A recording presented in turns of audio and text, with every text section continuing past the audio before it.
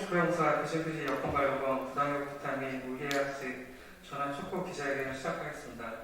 저는 오늘 기자회견 진행을 하게 된 공공연대 노동조합 대전지부 사무국장 모임입니다. 먼저 기본소득당 윤혜인 의원님의 발언을 들어보겠습니다.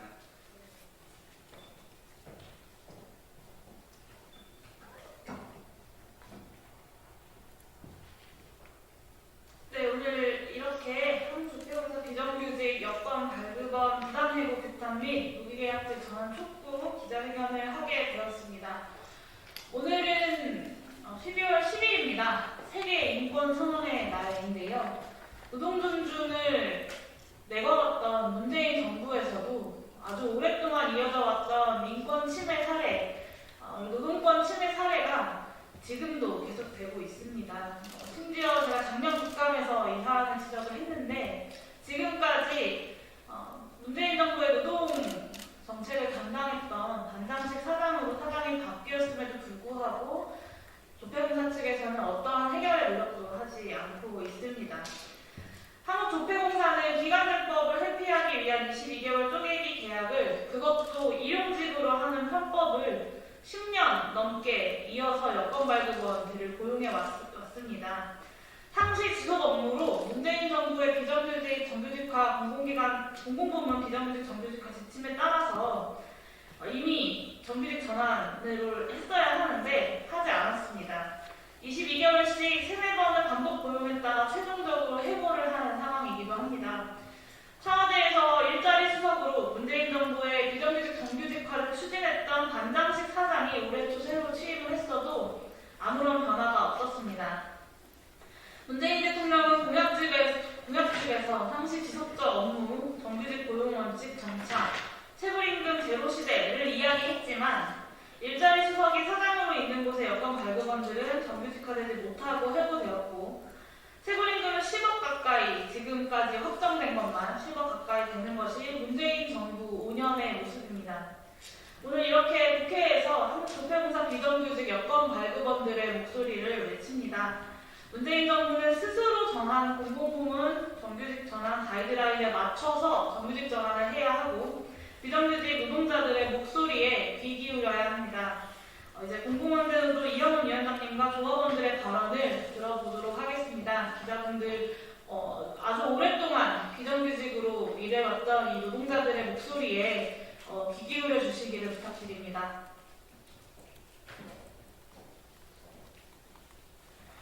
이어서 공공연대 노동조합 이영훈 위원장님부터 기자회견 실시간 현재까지 경과에 대해서 발언을 들어보겠습니다. 네, 반갑습니다. 공공연대 노동조합 위원장 이영훈입니다. 오늘 기자회견을 하고 있는 여기 앞에 비정규직 노동자들은 여러분들이 혹시 사용하고 계실지도 모르는 여건을 제작하고 있는 노동자들입니다. 여건은 외교부에서 발급은 하지만 실제 제작은 한국조폐공사에서 대행해서 지난 14년간 제작을 해오고 있습니다. 보안상의 여러 문제와 이유들 때문에 조폐공사가 하고 있고 또 아시다시피 현재 화폐 발행을 조폐공사가 주로 하지 않다 보니까 지난 최근의 동영상에서 보면 조폐공사 수입의 약 30% 정도를 이 여건 발급으로 충당하고 있는 상황입니다. 그런데 이 여건 발급 업무를 조폐공사는 지난 14년간 이 자리에 계신 분들을 포함해서 연간 70명의 여성 비정규직 노동자들을 고용해서 최저임금을 위반하는 때도 있었고 제대로 된 연차 수당, 퇴직금 등을 지급하지 않는 방식으로 운영을 해왔습니다. 2년 전에 노동조합 가입 이후에 이 문제를 제기했고 작년에 대전지방고용노동청의 특별 근로감독을 받으면서 그간의 법위반 사항과 체불임금 약 10억 원을 한정받는 상황들이 있었습니다. 문제는 조폐공사가 향후에 차세대 전자여건으로 여건의 발급을 변경함에 따라서 자동화를 하게 되니 현재 있는 근무자들은 다 기간 만료와 함께 다 퇴직을 해야 된다라고 해서 올해 연말로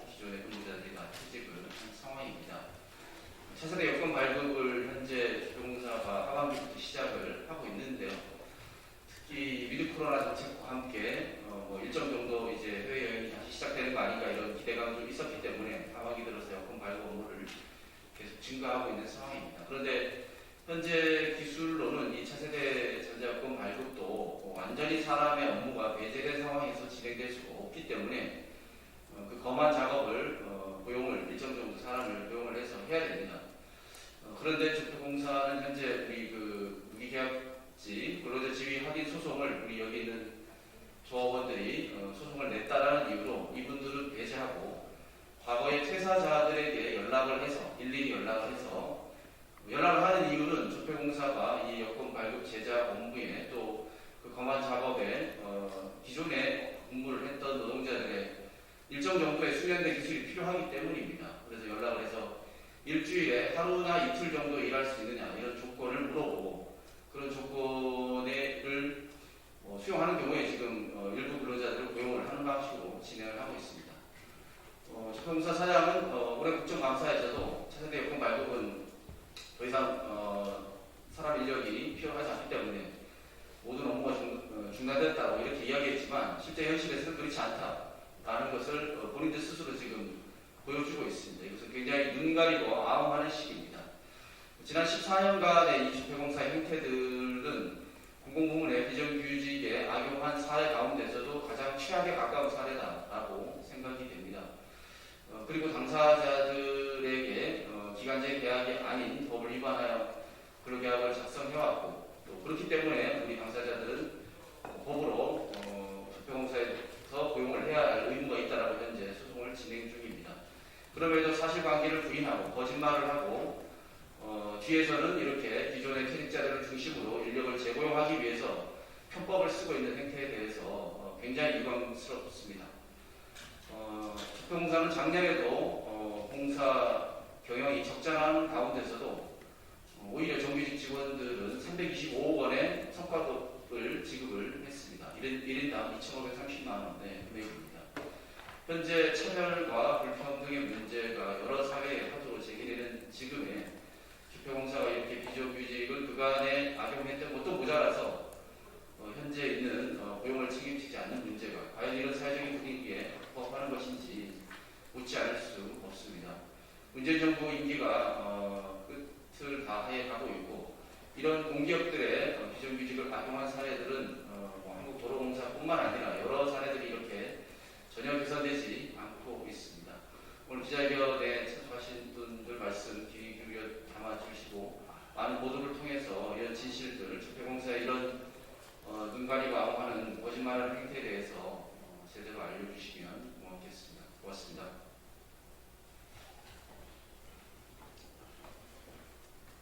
예, 이어서 부당해고 당사자입니다. 황복 조합원으로부터 신청 발언 들어보겠습니다.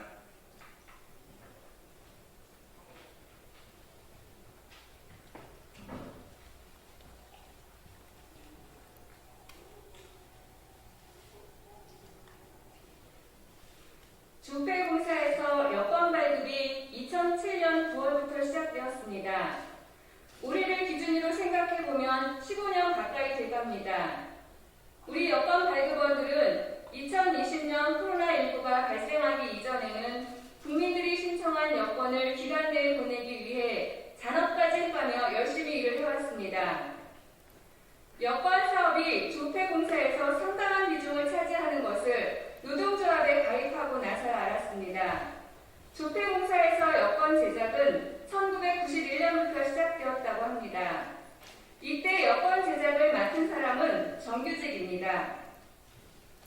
그런데 우리는 왜 비정규직일까요? 여권 발급원들이 하는 일은 기간이 부족해서일까요? 주표공사에서 여권 발급을 시작한 지가 15년이 다 되어가고 있는데 기간이 짧다고 생각하지 않습니다. 당연히 무기계약 근로자 신분이어야 하지만 우리는 주표공사 내에서 정규직 전환 심의회가 진행될 때까지도 회의가 이루어지는 것조차 알지 못했습니다. 여권 발급원은 비정규직 신분임에도 책임은 막중합니다. 여권 발급 시 여권 발급원은 국민들의 개인 정보를 접하게 됩니다. 국민들이 해외에 나가기 위해서는 여권을 꼭 가지고 나가야 하는데 여권을 판독한 여권 발급원의 이름이 컴퓨터의 데이터로 기록됩니다. 그래서 국민들이 해외에 나가서 문제가 생기면 여권 발급원들이 책임을 지게 되는 것입니다. 우리 여권 발급원들은 수백 건이 넘는 여권의 판독으로 눈의 피로도는 높아질 수밖에 없었고 책자 형태로 된 여권을 피면서 근골격계 질환을 앓기도 했습니다.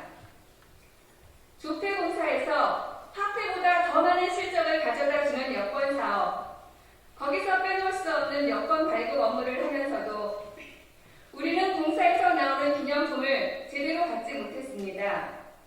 문제를 제기해야만 그때서야 조폐공사에 마지못해 지급하는 태도는 우리 여권 발급원에게 자존감을 떨어뜨리고 모욕감을 주었습니다.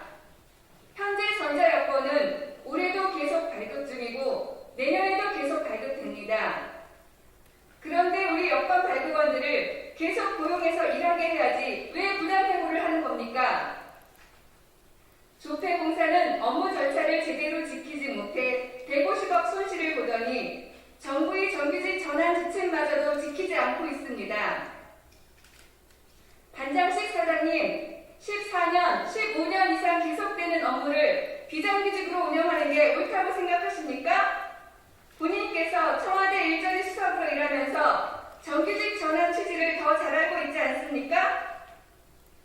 반장식 사장님께서는 취임 때 사회적 책임을 다한다고 하셨습니다. 그렇다면 선제적으로 정부 지침부터 지키시길 촉구합니다. 감사합니다.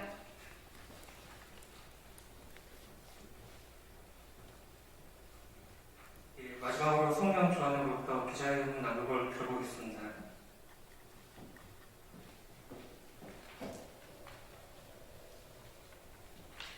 한국조폐공사는 2007년부터 여권 사업을 운영하고 있다. 조폐공사에서 특별한 사정이 없는 한 여권 사업은 앞으로 계속된다.